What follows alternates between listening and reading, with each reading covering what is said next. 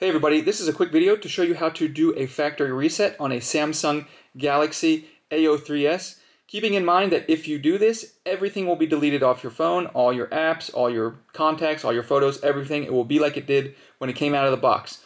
If that's okay with you, we can go ahead and get started. All you need to do is turn your phone off, and then once it's off, you're going to press and hold the power button and the volume up button simultaneously.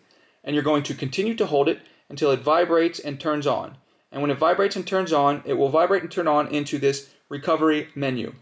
And from this recovery menu, you can scroll up and down using the volume up and down buttons on your phone until you highlight the Wipe Data Factory Reset option. You'll hit the power button to confirm it.